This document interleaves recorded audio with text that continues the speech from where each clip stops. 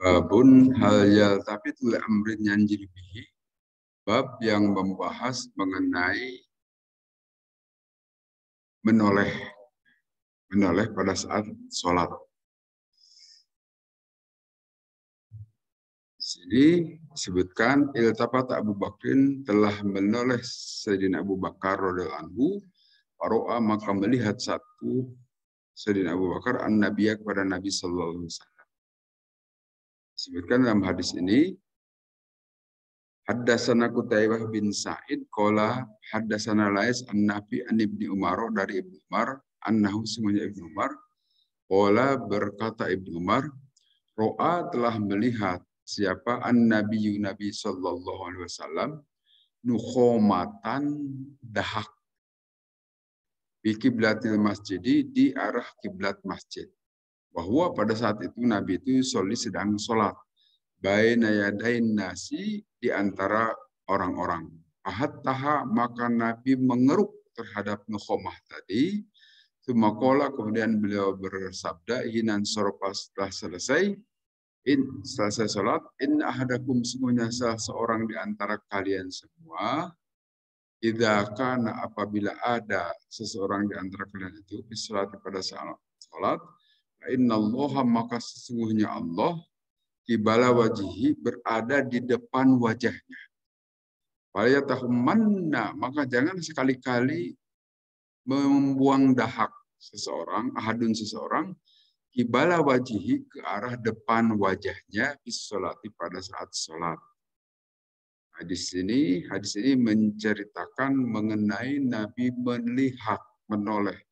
Jadi memang baiknya tetap melihat ke tempat sujud, tetapi kalau di depan kita itu ada bekas dahak atau ada suatu kotoran, kita melihat juga tidak apa-apa menoleh melihat. Itu yang Nabi lakukan. Bahkan beliau itu mengeruk dahaknya itu saat beliau sedang sholat. Jadi melakukan menggerakkan sebagian anggota badan saat sedang sholat juga tidak apa-apa di sini. Yang dicontohkan oleh Nabi untuk kepentingan mendahak. Ya kita tahu Masjid Nabawi beda dengan Masjid An-Nas. Saat itu masih beralaskan tanah dan dinding-dindingnya juga terbuat dari pelepah kurma yang belum permanen, boleh dikatakan seperti itu, masih berubah-ubah.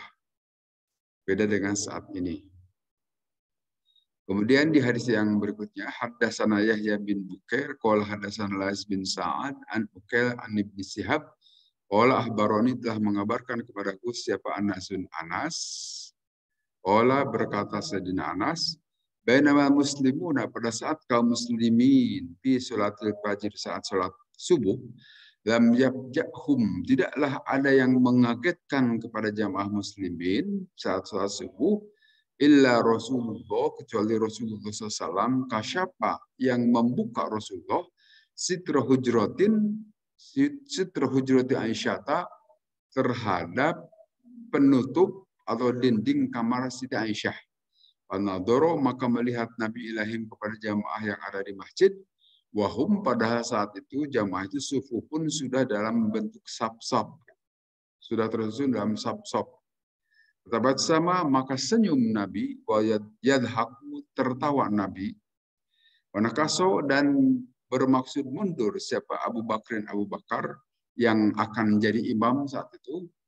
Radhiyallahu an akibaihi ke belakang beliau liyasila supaya nyambung lahu terhadap Abu Bakar as-sob itu sob.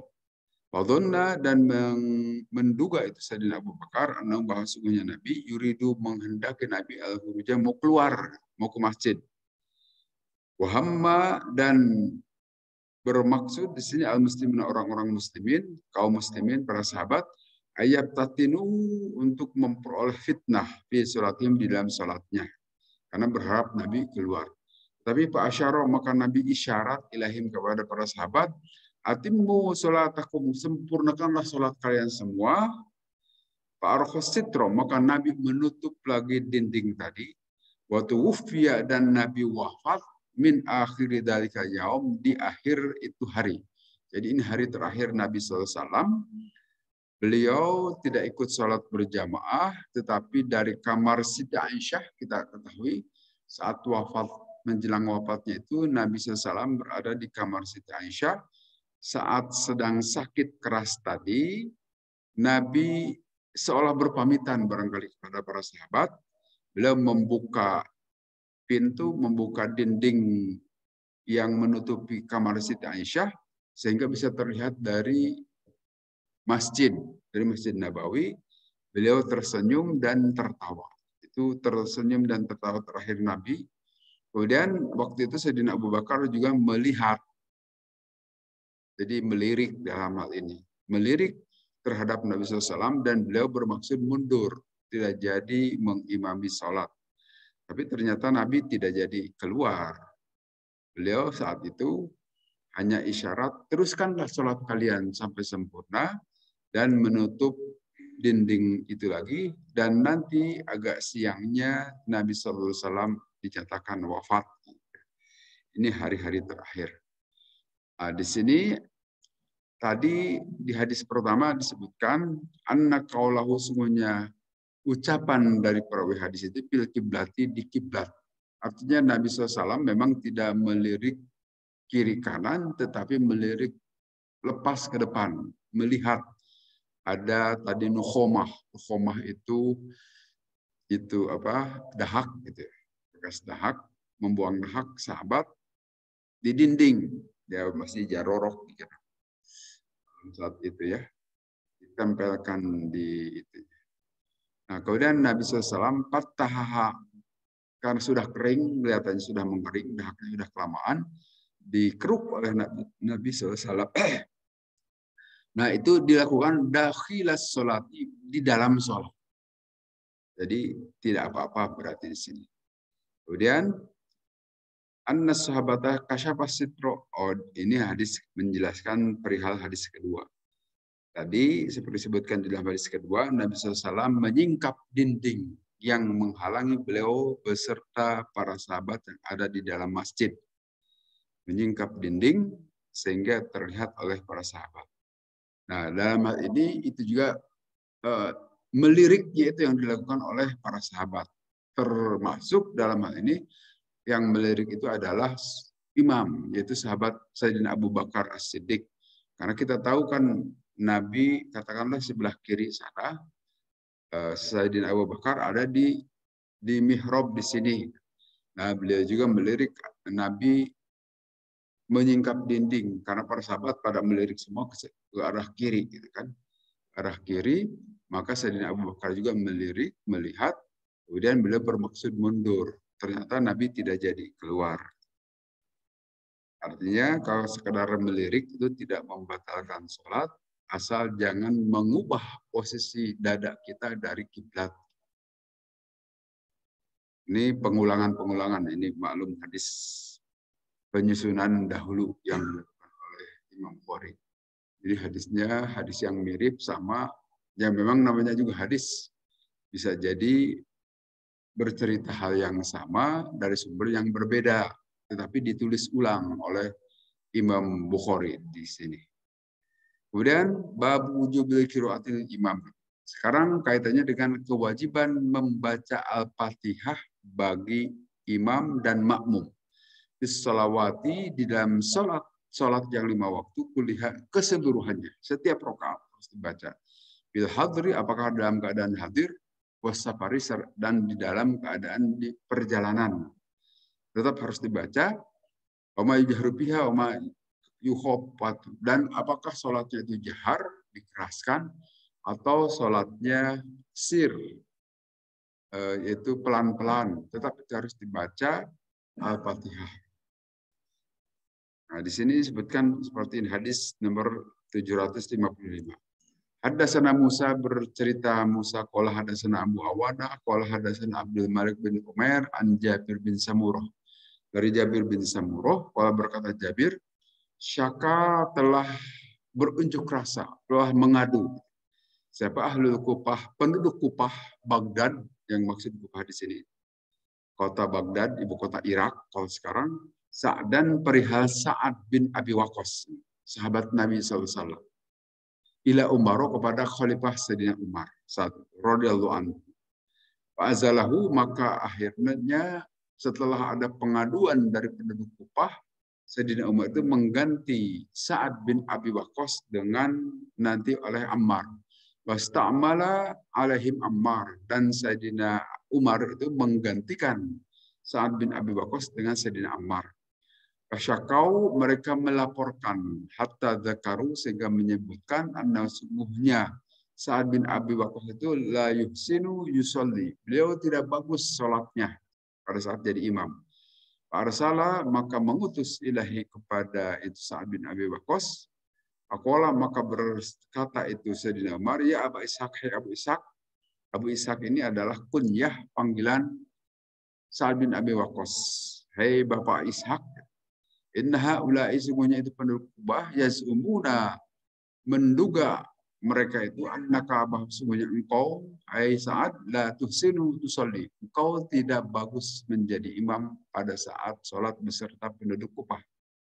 Wala Abu Ishaq berkata Sayyidina Sa'ad bin Abi Waqqas, amma anna adapun saya ini wallahi demi Allah Pak ini maka semuanya aku usolli aku sholat bihim beserta penduduk Kufah itu sholat Rasulullah persis seperti sholat Rasulullah sallallahu alaihi wasallam.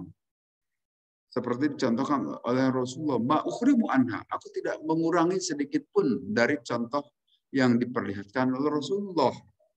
Usolli aku salat isya, fa'arkudu maka aku panjangkan ini dalam 2 rakaat pertama, wa ukhibbu dan aku peringan pendek saja ukhroya ini di 2 rakaat terakhir.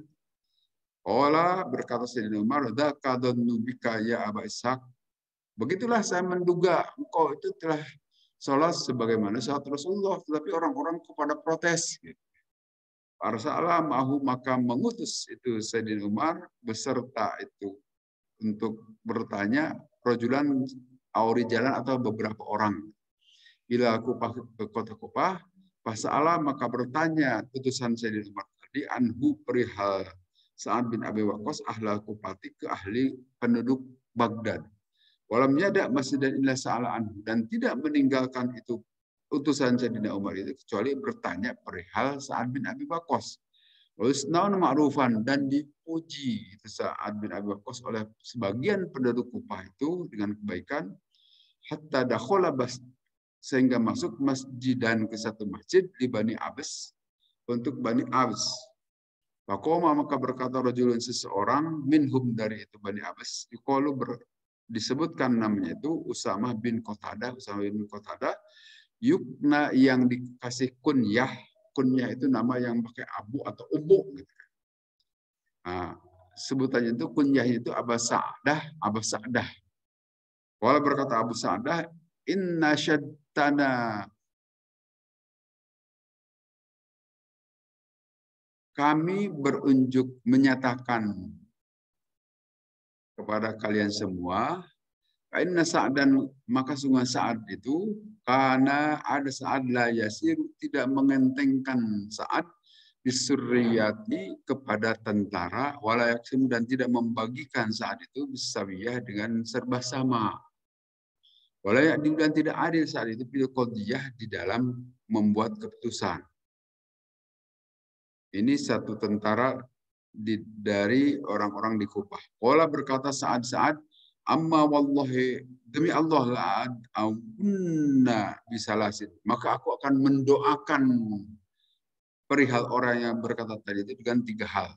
Allahumma wahai Allah, in kana apabila ada abduka hambamu ini yaitu aku, hadza yang ini kadiban bohong, koma bersikap riaan juga ria, wasumatan dan sum'ah, fa'atil maka tolong mohon panjangkan umur itu orang yang mengatakan bahwa aku tidak berlaku adil.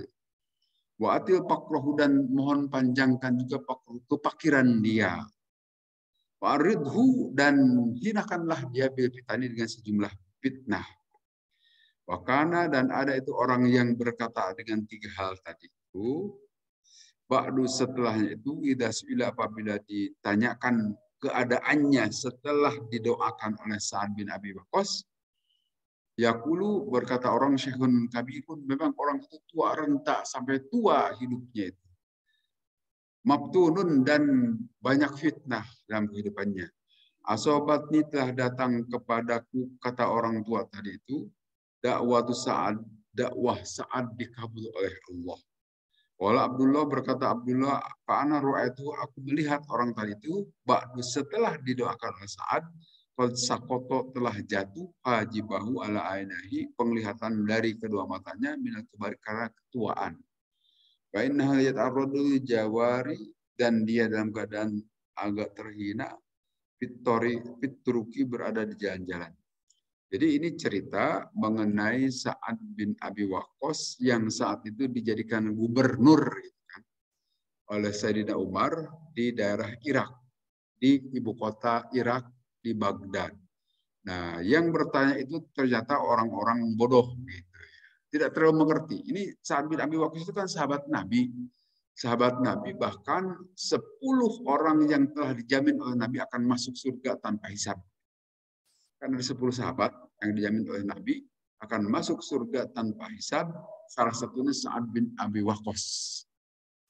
Nah, waktu itu diutus pada saat Sayyidina Umar jadi khalifah, Sa'ad bin Abi Waqqas untuk mengepalai, untuk mengetuai keadaan di Irak. Menjadi gubernur mungkin kalau saat ini. Di Irak sana, tetapi orang-orang bodoh, katakan begitu, melaporkan Sa'ad itu tidak baik.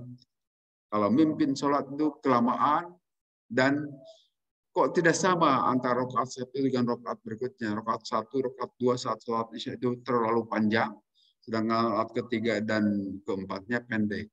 Padahal kalau Sa'ad bin Abi Waqqas, aku itu telah sholat seperti contoh yang dicontohkan oleh Nabi.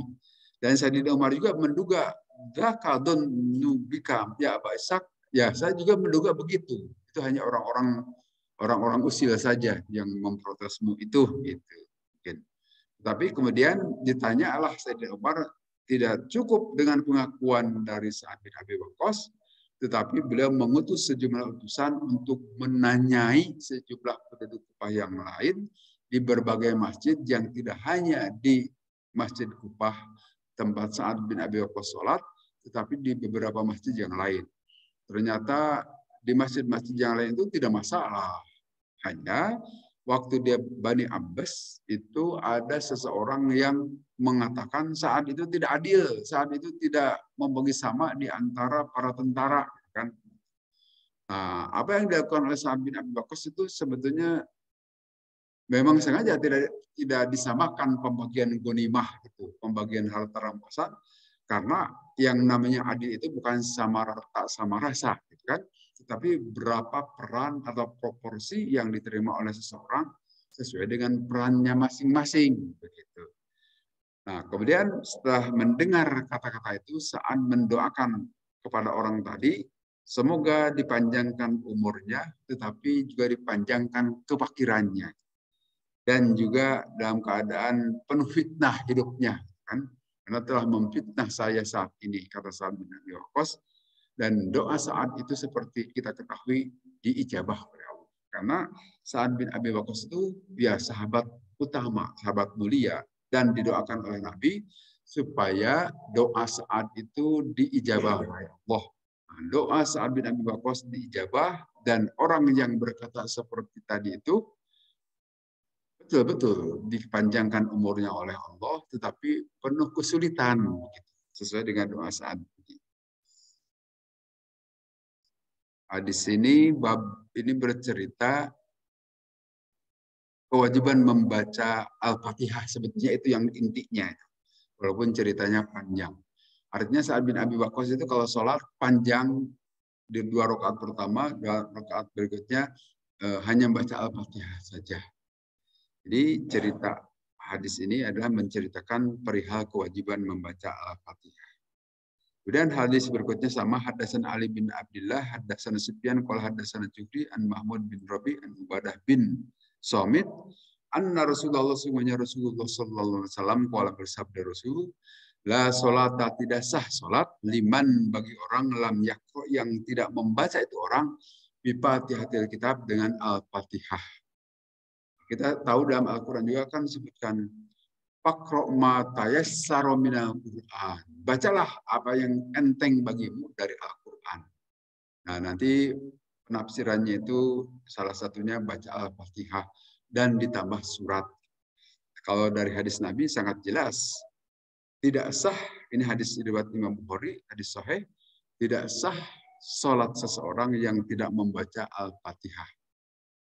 Kemudian hadis berikutnya, haddatsana Muhammad bin Bashar qala haddatsana Yahya an Abdillah qala haddatsani Sa'id bin Abi Sa'id an abihi an Abi Hurairah, dari Abi Hurairah.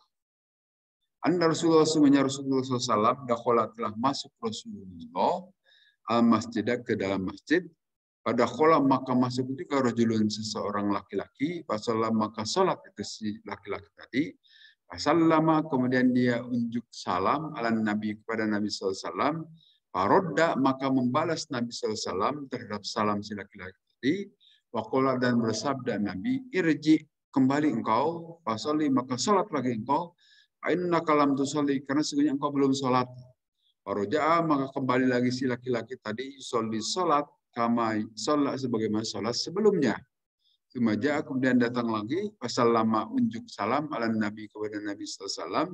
Faqala, maka bersabda lagi Nabi, irji, kembali engkau, wasalli, maka sholat lagi kamu itu. Fa'innaka, karena sesungguhnya kamu itu lam tusalli, belum sholat. Kemudian salasan sampai 3 kali. Diperintah oleh Nabi, sudah sholat, menghadap Nabi, sholat lagi, itu belum benar sholatnya.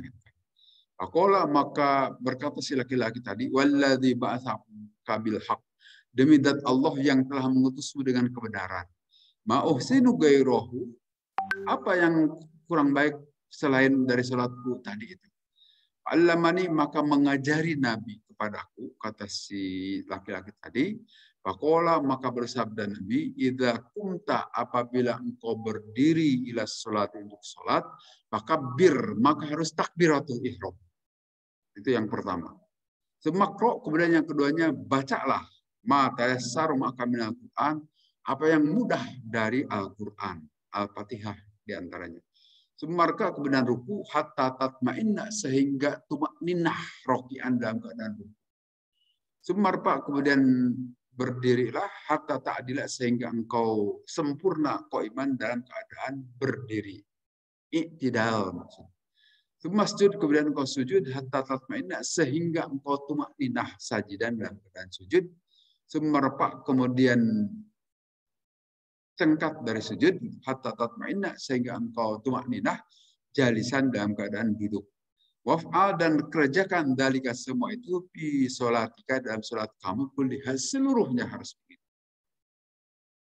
Ini juga hadis terkait dengan kewajiban membaca Al-Fatihah di dalam sholat. Tapi kita lihat secara menyeluruh di sini. Di sini si laki-laki atau Nabi masuk ke dalam Masjid Nabawi dan didahului oleh si laki-laki yang masuk ke dalam masjid dan sholat. Nampaknya sholatnya itu tidak benar. Ini sekedar sholat. Tidak membaca Al-Fatihah, barangkali rukuknya juga asal ruku, sujud juga asal sujud, dan sebagainya. Maka itu diprotes oleh Nabi. Begitu selesai sholat, si laki-laki tadi menghadap Nabi dan salam. Ternyata jawaban Nabi, kamu sholat lagi, itu belum benar tadi sholat. Sampai 3 kali. Nah, setelah itu si laki-laki itu penasaran, loh, mengapa Rasulullah saya ini dinyatakan harus sholat lagi sampai 3 kali? Kata Nabi, kalau kamu mau sholat itu, lakukan ini. Idza kumta ila sholati fakabbir. Apabila engkau mau masuk sholat, maka takbiratul ihram. Nah, ini perlu diperhatikan, wajib takbiratul ihram pada saat kita mau sholat. Sehingga kalau kita sebagai masbuk pun tetap takbiratul ihram dahulu. Karena ini perintah Nabi, fakabbir, maka harus takbiratul ihram. Walaupun ada hadis lain yang menyatakan, ikutilah apa yang sedang imam lakukan, itu maksudnya harus melalui takbir dahulu. Takbiratul ihram dahululah, kemudian ikuti apa yang sedang dikerjakan oleh imam. Jadi yang pertama, engkau takbir yang benar pada saat mau sholat itu. Kemudian membaca apa yang enteng bagimu dari Al-Quran. Bacalah bacaan dari Al-Quran, Al-Fatihah. Kemudian ruku. Ruku juga hatta tatma'inna rokyan, sehingga engkau tumakninah. maknanya itu diam sejenak. Nah, pengertian diamnya itu sekedar membaca subhanallah. Jadi kalau subhanallahnya mau panjang silahkan. Selama bacaan subhanallah itulah kita ruku. Tapi minimal diamnya itu sepanjang membaca subhanallah wa bihamdihi atau subhanallah rabbiyal azim gitu kan. Sepanjang itulah itu juga sudah termasuk tumak ninah. Jangan nyambung begitu. Ruku langsung naik lagi. Itu yang diprotes oleh Nabi. Berarti sahabat tadi tidak tumak ninah. Demikian juga saat i'tidal. Kalau i'tidal itu jangan berdiri langsung ruku, langsung sujud. Diam dahulu. Diam dahulu baru sujud. Itu tumak ninah namanya. Karena termasuk rukun di sini. Kalau tidak tumak ninah tidak sah sholat. Kemudian juga sujudlah. Sujud pun begitu. Harus tumak ninah. Harus setidaknya selama membaca subhanallah. Kemudian duduk antara sujud juga begitu. Setidaknya diam dahulu. Rabbi firli, sekadar membaca doa itu juga sudah bisa tumak ninah. Wab'al dari kapi sholatika. Kerjakan semuanya itu dalam sholatmu secara keseluruhan. Jadi harus ada tumak ninah pada saat ruku sujud. Tapi tumak ninah itu bukan berhenti lama. Ya kalaupun mau lama silahkan. Tetapi bukan harus lama. Sekedar membaca subhanallah itu sudah tumak ninah. Asal berhenti yang penting, jangan nyambung. Kemudian di hadis berikutnya. Haddatsana Abu Nu'man, haddatsana Abu Awana, an Abdul Malik bin Umair, an Jabir bin Samurah. Qala berkata Jabir bin Samurah, qala berkata Sa'dun Sa'ad, kuntu ada aku ini usolli aku salat bihim beserta para sahabat. Salat Rasulullah SAW, salat tail asyi, salat Isya, la ukrimu anha. Aku tidak mengurangi sedikit pun dari salat itu. Persis seperti dicontohkan oleh Rasulullah. Arkudu fil ulaya ini aku panjangkan pada 2 rakaat pertama, wa ahdzibu dan memendekkan bil akhara ini di 2 rakaat terakhir. Aqala maka berkata Sayyidina Umar radhiyallahu anhu, "Dzalika dzunnu bika." Begitulah saya menyangka kepadamu. Ini potongan dari hadis yang sudah di atas tadi, perihal Sa'ad bin Abi Waqqas yang diadukan oleh penduduk Kufah yang tidak terlalu mengerti tata cara sholat, mengadukan Sa'ad bin Abi Waqqas kepada Sayyidina Umar Khalifah satu.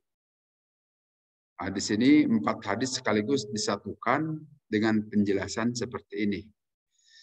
Ini penjelasan di Fathul Bari-nya. Wal makna dan makna itu wujubul qiraati wajibnya membaca Al-Qur'an bima yajharu bihi wa yukhfitu.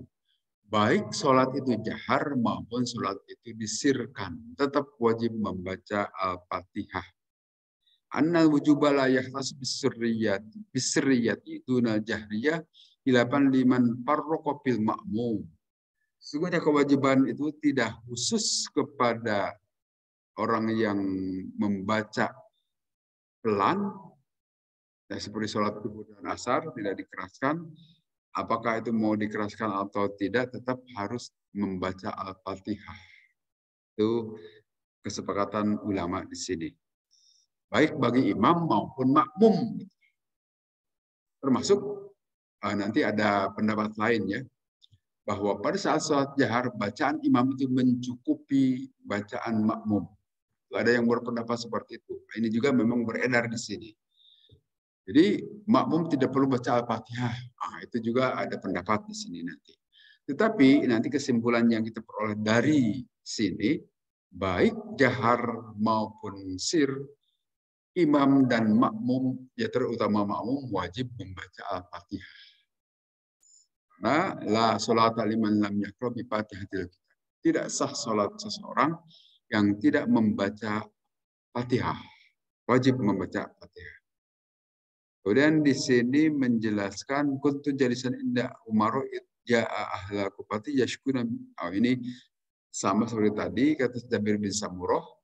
Saya ada di sisi Sayyidina Umar saat penduduk Kufah tadi mengadu kepada Sayyidina Umar perihal Sa'ad bin Abi Waqqas bahwa Sa'ad bin Abi Waqqas itu innahu la yuhsinu sholata, tidak bagus sholatnya. Ini kesaksian Jabir bin Samurah juga. Ya, memang hadisnya dari beliau juga. Kemudian di sini Sayyidina Umar menggantikan tadi Sa'ad bin Abi Waqqas oleh Ammar bin Yasir. Ammar bin Yasir juga adalah termasuk as-sabiquna awwalun, sahabat yang awal-awal masuk Islam waktu di Mekah. Dan termasuk yang disiksa oleh orang-orang kafir Mekah saat itu. Kemudian Khalifah istamala Ammar al-Salati wa bin Mas'ud ala baitil mali, Utsman bin Hanif ala masahatil ardi intaha. Nah, di sini Sayyidina Umar bin Khattab mengganti Sa'ad bin Abi Waqqas dengan Ammar bin Yasir untuk memimpin sholat dan Ibnu Mas'ud untuk menjaga Baitul Mal, gitu penjelasan di sini. Ya, saya kira tadi sudah cukup jelas ya, tidak perlu kita ulang. Perihal pengaduan penduduk Kufah kepada Sayyidina Umar bahwa Sayyidina Sa'ad bin Abi Waqqas tidak memimpin sholat dengan benar.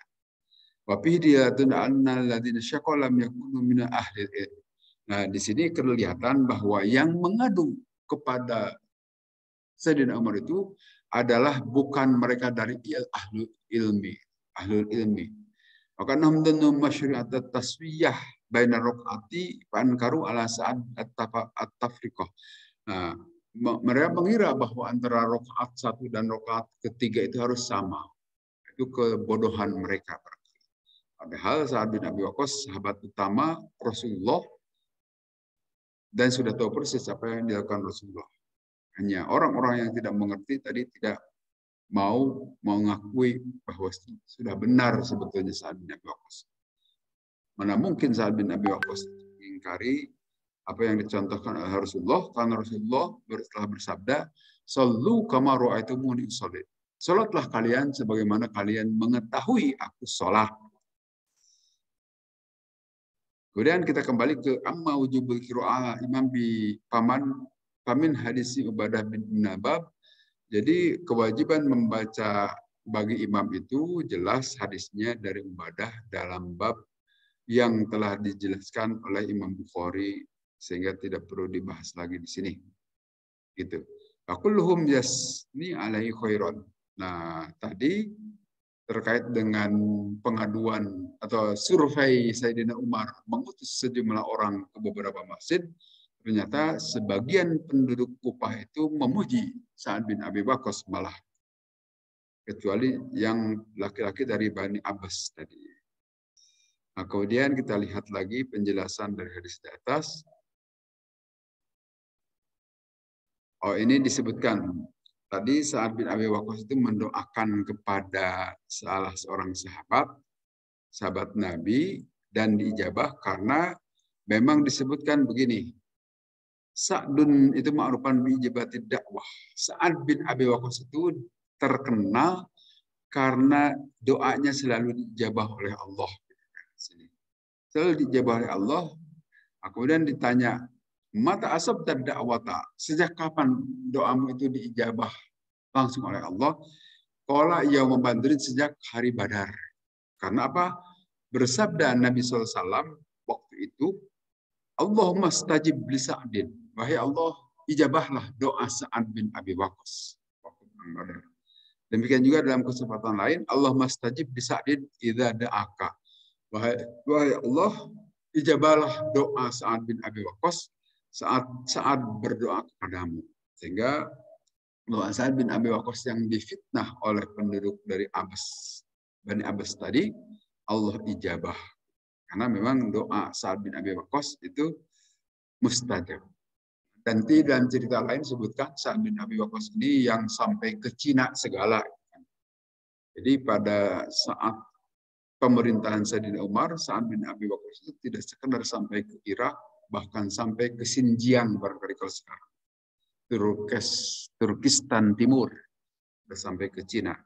Dan kalau tidak salah, beliau juga wafat di daerah Cina, dikuburkan di situ juga. Sa'ad bin Abi Waqqas, sahabat utama dari Rasul. Nah, dalam hal ini disebutkan wafi jawaju doanya ala dzalimi al muayyani bima yastaljimun naqsu fi dini. Jadi bolehnya berdoa kepada orang yang dizalimi, mendoakan orang yang menzalimi, tidak masalah. Doanya diijabah. Seperti Sa'ad bin Abi Waqqas difitnah, maka yang memfitnah itu Sa'ad bin Abi Waqqas doakan, apalagi doa beliau itu mustajab. Kemudian kita bahas lanjutan dari penjelasan hadis tadi. La tajju salatun la yuqra fiha bi Fatihatil kitab. Yang penting di sini disebutkan oleh Nabi tidak cukup, artinya tidak sah salat yang di dalamnya tidak dibacakan Al-Fatihah. Jadi Al-Fatihah itu termasuk rukun salat. Wajib dibaca Al-Fatihah. Kemudian dalam hadis lain, yang hadis marfu, la tuqbalu salatun la yuqra fiha bi ummil Qur'an.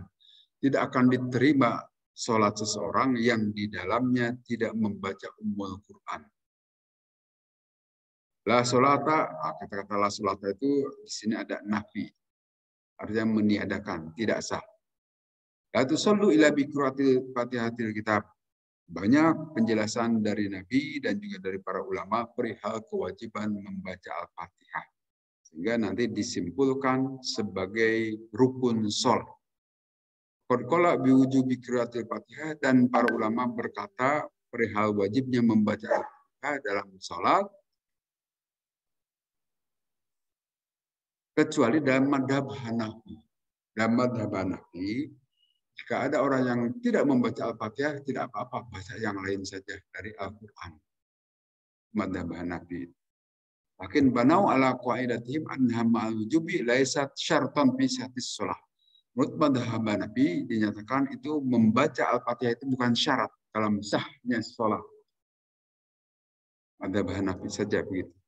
Karena wujubaha innama sabatat bis sunnah. Karena kewajiban membaca Al-Fatihah itu ditetapkan oleh sunnah Rasul, bukan Al-Quran. Karena Al-Quran itu hanya mengatakan pakro ma tayassara minal Quran. Bacalah yang mudah, yang enteng dari Al-Quran. Sehingga berdasarkan ayat ini, yang mana saja, tidak perlu Al-Fatihah, begitu kira-kira dalam madhab Hanafi. Tetapi sesungguhnya kita tahu kan hadis Nabi itu sebagai penafsir dari Al-Quran. Sehingga yang dimaksud matayassaro, yang enteng dari Al-Quran itu, Nabi mengucapkan Fatihah, itulah awal dari Al-Quran. Kemudian menurut di sini kita lihat pendapat para ulama dulu, wal fardu indahum la yasbutu bimajzi al-Quran. Bahwa yang fardu itu harus ditetapkan oleh Al-Quran. Ini yang menetapkan oleh hadis Nabi, begitu dalam madhab Nabi. Wa ta'yinul Fatihah innama sabata bil hadisi fa yakunu wajiban ya'su min man yatrakahu. Di sini disebutkan bahwa penentuan Al-Fatihah itu ditentukan oleh hadis Nabi, sehingga wajib dan berdosa orang yang meninggalkannya. Wataji'us sholah bidulihi, tetapi sholat mencukupi tanpa membaca Al-Fatihah, artinya tetap sah. Hanya orang itu berdosa. Itu ada pendapat lain juga dari para ulama. Nah, kemudian wastadalla bihi ala wujubi qiraatil Fatihah kita bi kulli raka'atin. Tetapi hadis-hadis di atas sudah menyatakan perihal kewajiban membaca Al-Fatihah dalam setiap rakaat binaan ala anna raka'atal wahidata tusamma salatun law tajarrudan. Karena keberadaan satu rakaat itu ya di dalamnya harus ada Al-Fatihah. Harus dibaca Al-Fatihah, baru itu sah. Ini pendapat di luar madhab Hanafi. Artinya madhab Syafi'i, madhab Maliki, madhab Hambali semuanya sepakat. Kecuali hanya satu saja.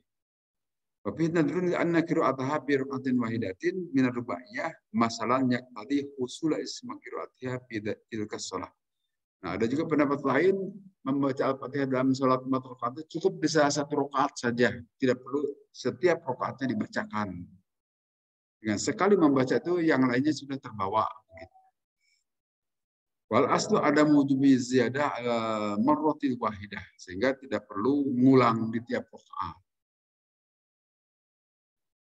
Tetapi di sini Syekh Taqiyuddin berkata begini, wa qayatu ma fil bahsi ayyakuna fil hadisi dilalatun mafhumun ala sihhati sholati bi qiraatil Fatihatil kitab bi kulli rakaatin wahidatin minha. Menurut Syekh Taqiyuddin, bahwa tujuan pembahasan di atas, hadis-hadis yang telah disebutkan di atas itu, menyatakan atau merupakan dalil bahwa harus membaca Al-Fatihah di tiap rakaat. Itu kesimpulan akhir dari kita. Tetap bacalah setiap rakaat Fatihah. Jangan tidak baca. Dalil jumhur qauluhu waf'al dzalika fi sholatika kulliha. Dan itu juga pendapat jumhur ulama, mayoritas ulama. Semuanya mengatakan bahwa membaca Al-Fatihah itu harus dilakukan di tiap rakaat. Waf'al dzalika fi sholatika kulliha. Karena ada hadis Nabi, kerjakan semuanya itu dalam salatmu seluruhnya. Yaitu tadi harus membaca Al-Quran, Al-Fatihah dalam setiap rakaat yang diperintahkan oleh Nabi. Kemudian wastadalla bihi ala wujubi qiraatil Fatihah ala ma'mum sawa'an asarrul imamu am jahar. Itu juga hadis-hadis di atas menunjukkan perihal kewajiban membaca Al-Fatihah bagi makmum, apakah imamnya itu mensirkan, memelankan bacaan atau menjaharkan. Tetap makmum wajib baca Al-Fatihah. Karena di sini lianna salatahu salatun haqiqatun fatantaqi indan tifail qiraati illa in jaa dalilun yaqtadi tahsis salatul makmum. Tidak ada dalil yang mengatakan makmum diam saja. Kecuali itu hanya interpretasi. Interpretasi dari hadis Nabi bahwa bacaan imam itu untuk diikuti. Jadi bacaan imam itu mencukupi untuk bacaan makmum. Interpretasi dari hadis itu. Tetapi perintah dari Nabi tetap harus membaca. Sehingga para ulama di sini berkesimpulan wastadalla man asqata min anil ma'mumi mutlaqan kal hanafiyah bihadisi yang tidak perlu membaca Al-Fatihah itu hanya dalam mazhab Hanafi saja. Makmum tak perlu membaca Al-Fatihah. Karena memang beralasan dengan hadis Nabi juga begini. Man sholat, siapa orang sholat khalfa imamin di belakang imam, faqiraatul imami lahu qiraatu. Karena bacaan imam juga mencukupi untuk bacaan makmum. Ini hadis itu berbunyi seperti itu. Tetapi kata para ulama, hadisun dhaifun, itu hadis dhaif. Hadisnya hadis dhaif. Sehingga kesimpulan para ulama tetap bacalah Al-Fatihah. Kecuali juga dari mazhab Maliki di sini. Man asqata in anhu bil jahriyah kal malikiyah wa idza qara'a fa'ansit. Nah, dalam mazhab Malik juga sama, tidak perlu membaca Al-Fatihah bagi makmum. Karena dalilnya dari Al-Quran, apabila wa idza quri'a fa'ansitu. Apabila dibacakan Al-Quran, maka diamlah, dengarlah. Nah, kalau bisa mendengar, memperhatikan, itu baik-baik saja. Tapi umumnya kalau ada orang yang membaca Al-Quran, pikiran kita juga kemana-mana. Nah, supaya tidak kemana-mana, mendingan baca Al-Fatihah saja. Dalam mazhab Syafi'i. Nah, kemudian di sini penjelasan akhir disebutkan begini. Waqad sabata al-idnu bi qiraatil ma'mumin Fatihah tapi jahriyah bigoi qaidin. Telah tetap izin membaca makmum terhadap Al-Fatihah dalam salat jahar, dalam salat yang dikeraskan tanpa qaid. Disebutkan begini dalam hadis, annan Nabi sallallahu alaihi wasallam sakolat telah berat alaih kepada beliau al-qiraatu membaca fil fajri dalam salat fajar. Lama parogo maka pada saat selesai Nabi dari salat fajar, salat subuh, Allah bersabda Nabi, la'allakum taqra'una khalfa imamikum. Kalian semua membaca bacaan Al-Qur'annya di belakang imam kalian. Qulna berkata para sahabat, "Na'am betul Rasulullah, kami ikut membaca Al-Qur'an juga." Allah kemudian bersabda Nabi, "Fala taf'alu, janganlah kalian berbuat begitu. Jangan ikut-ikutan membaca Al-Quran di belakang imam, illa bi Fatihatil kitab, kecuali membaca Al-Fatihah. Fa'innahu, karena sesungguhnya la salat, tidak sah salatnya liman lam yaqra, bagi orang yang tidak membaca biha terhadap Al-Fatihah. Ini kesimpulan akhir. Sehingga bagi kita tetap baca Al-Fatihah baik imamnya jahar atau imamnya sir. Tapi dalam madhab Hanafi dan juga dalam madhab Maliki tidak perlu baca kalau imamnya dijaharkan. Kecuali kalau imamnya sir baru wajib baca. Supaya kita ketahui perbedaan di antara para ulama. Tapi bagi kita semua sangat jelas ini penjelasan Nabi saat beliau sholat subuh. Nabi merasa berat membaca Al-Quran. Karena apa? Karena merasa terganggu dengan bacaan para sahabat di belakang yang sama-sama ikut membaca Quran juga. Maka kemudian pasca selesai sholat, beliau bertanya, kalian ikut membaca Al-Quran ya? Waktu saya tadi baca, oh iya. Oh, janganlah kalian perbuat membaca Al-Quran kecuali baca Al-Fatihah saja. Di luar Al-Fatihah, diam, dengarkan imam. Gitu kira-kira. Baik, bagaimana sudah pada bangun ini? Sebagian pada tidur ini. Enggak, tidak mendengar sebetulnya, kan?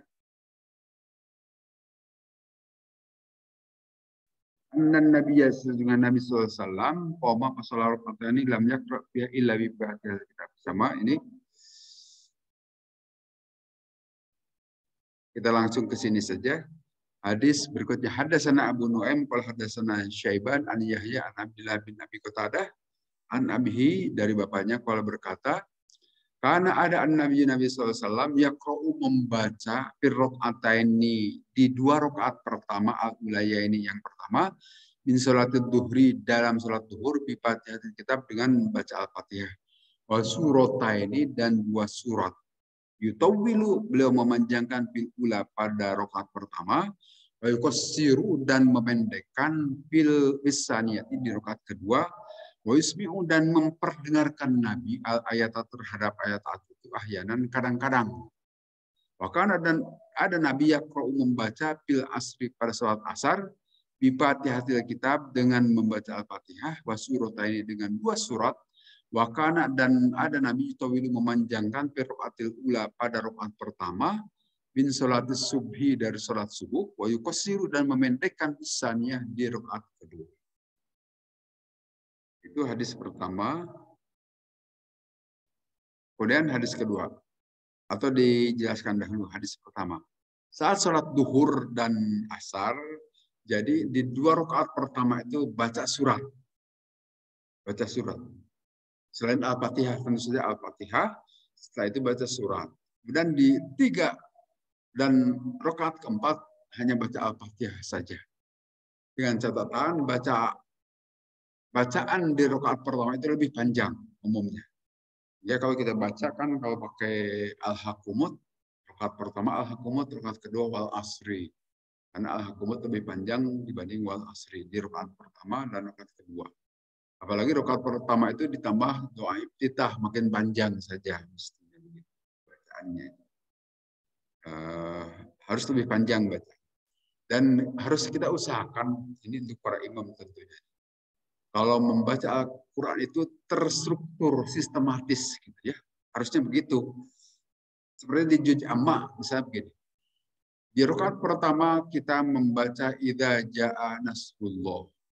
Rakaat kedua baca Qul Ya. Nah, itu terbalik. Harusnya Qul Ya dahulu, baru Idza Jaa.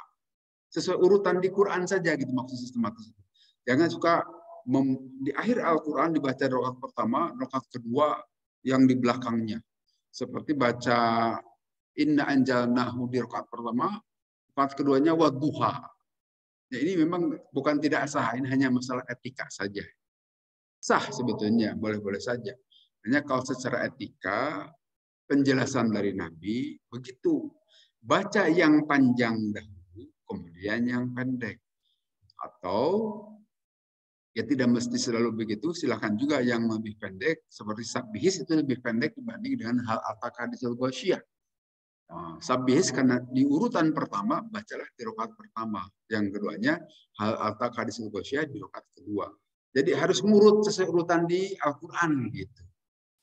Usahakan begitu, terutama untuk para imam. Kadang-kadang saya sering dengar juga baca imam di sini suka ngacak-ngacak gitu.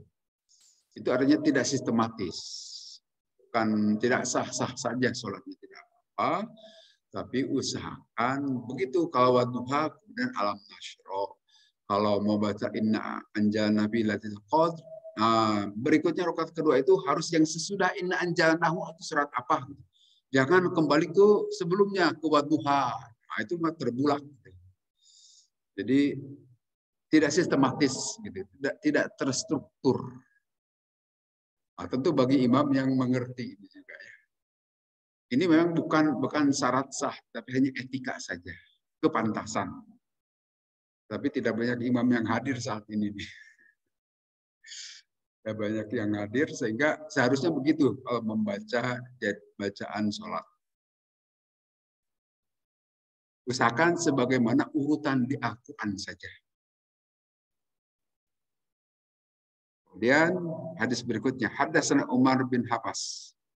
Qala haddatsana Abi Qatadah, haddatsana Al-A'mash, haddatsani Umar an Abi Ma'mar.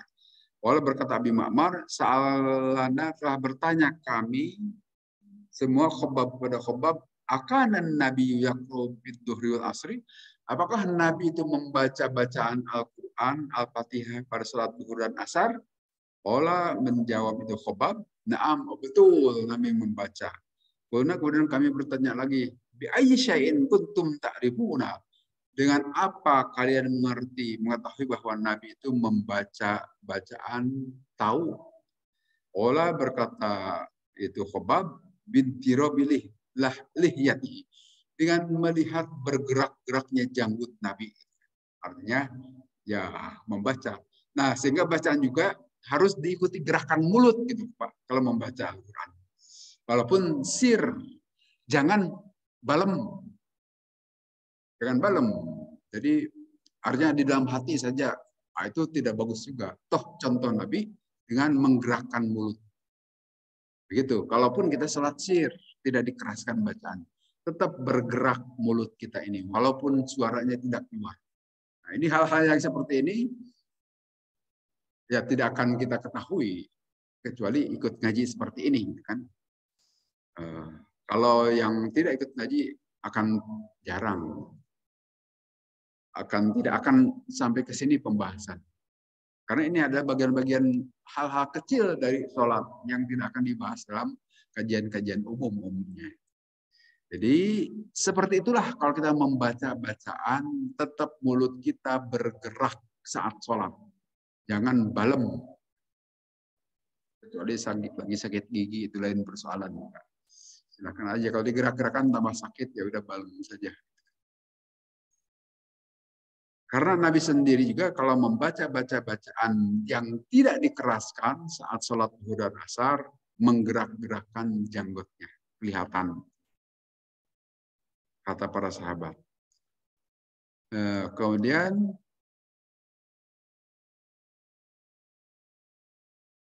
fi kulli rakaatin suratun kama sayati sorihan fil babil ladzi ba'da. Nah, ini tentu seperti tadi di 2 rakaat pertama tetap baca surat. Kalau kita punya hafalan bacaan. Tapi rakaat ketiga dan keempat selanjutnya tidak perlu baca surat. Baca surat-suratan. Ya seapa yang kita. Itulah yang enteng tadi. Pakro mata minal Quran. Bacalah apa yang enteng bagimu. Hafalan yang memang hafal dari Al-Quran. Kemudian ar-rakaatul ula man kana salat yaksurun nas. Jadi harus memanjangkan rakaat pertama. Misalkan kalau bisa begitu. Lebih panjang di rakaat pertama dibanding rakaat kedua. Itu sunnah yang dicontohkan oleh Nabi. Walaupun tidak menyatakan sah atau tidaknya. Kalau ternyata rakaat pertama lebih pendek juga sah-sah saja. Hanya secara etika dari Nabi, seperti itulah Nabi selalu memanjangkan. Man istahaba istiwahuma, dan juga ada sebagian ulama saya suka menyamakan rakaat pertama dan rakaat kedua juga boleh-boleh saja. Wa ma fi qiraati fa huma sawaun. Adapun dalam qiraat kalau mau disamakan, dipanjangkan sama antara rakaat pertama dan kedua juga boleh saja. Karena ya kalau fid-duhri fil ulayani fi kulli rakaatin qadru salasina ayatan. Nabi SAW dalam hadis diriwayatkan Abu Sa'id dari Imam Muslim membaca bacaan waktu salat zuhur itu di rakaat pertama itu kira-kira 30 ayat. 30 ayat itu bagi kita mah panjang. Kalau kita mah 5 ayat cukup. Bagi Nabi itu paling pendek 30 ayat. 30 ayat itu seperti surat Amma Yatasa'alun misalnya. Itu kan canggih juga. Jadi baca 30 ayatnya. Kemudian kan kunna nusalli khalfan Nabi sallallahu alaihi wasallam pernah mau minhu al-ayah. Kami sholat di belakang Nabi sholat zuhur, kami mendengar dari Nabi bacaan ayat, yaitu surat Luqman dan surat Ad-Dariyat. Oh, ini surat Luqman panjang juga, itu 30 ayatan. Jadi baca surat Luqman itu, nggak kuat kita mungkin deh. Jadi kalau salat sendiri, kalau berjamaah mah kelamaan. Pasti sudah mulai cuk-cak di belakang jamaah. Kelamaan ya. Atau baca sabis merabbika ala. Nah ini agak-agak pendek bagi Nabi. Ala jawaja jahri bisarriyati wa annahu la sujuda sahwan alaman fa'ala dzalika khilafan. Jadi boleh saja membaca ayat-ayat sesuka hati. Yang ya bacaannya bebas tadi sebenarnya. Tetapi Nabi itu minimal 30 ayat. Artinya juga boleh saja sekali-kali waktu pada saat sholat sir, duhur dan asar, agak keras bacanya. Boleh. Karena di sini Nabi atau para sahabat mendengar bacaan Nabi saat kami ikut sholat duhur. Jadi kalau imam agak sedikit keras juga nggak apa-apa, nggak usah diprotes. Supaya imam atau para makmum mendengar bahwa apa yang dibaca itu bukan diem, tetapi ada yang dibaca. Boleh-boleh saja. Kemudian di sini disebutkan bidrobilhiyati dengan bergerak-gerak janggutnya Nabi. Lakin labuda min korinatin tak ayyunil kiroah duna zikri. Nah, yang maksud di sini juga tentu yang dibaca itu ada Al-Quran, bukan zikir sebarang zikir. Bukan bacaan subhanallah walhamdulillah wala ilaha illallah wallahu akbar, bukan itu, tetapi bacaan Al-Quran yang dibaca oleh Nabi saat beliau menggerak-gerakkan janggutnya, bacaan Al-Quran. Bukan bacaan zikir Allahu Akbar atau yang zikir itu yang potongan-potongan. Kemudian kita lihat di 2 hadis terakhir. Haddatsana Muhammad bin Yusuf qala haddatsana Sufyan anil A'mas bin Imarah bin Umar an Abi Ma'mar qala qultu aku berkata li Khabbab bin Al-Arad akan Nabi, apakah Nabi SAW itu yakru membaca fitril wal asri dalam salat duhur dan asar? Qala na'am, sama dengan di atas.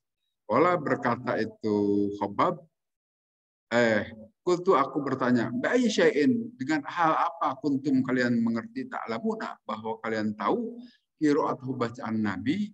Qala menjawab Khabbab bidrobilhiyati dengan gerak-gerakan janggut Nabi itu. Sama dengan di atas.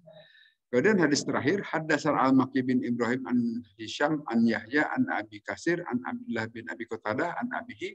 Qala berkata itu bapaknya Qatadah, karena ada Nabi sallallahu alaihi wasallam yaqra'u membaca Nabi fi rakaataini dalam 2 rakaat minad duhri wal asri bi Fatihatil Kitab, membaca Al-Fatihah wa suratin dan surat wa yusmi'una, dan Nabi memperdengarkan ayat-ayat tadi ahyanan kadang-kadang. Artinya boleh agak dikeraskan dikit bacaan tadi.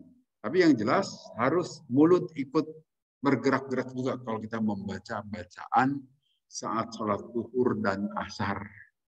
Bahwa tidak ada suara itu tidak masalah. Tapi bergeraklah mulut pada saat bacaan-bacaan tadi. Saya kira itu untuk penjelasan hari ini. Terima kasih. Assalamualaikum warahmatullahi wabarakatuh.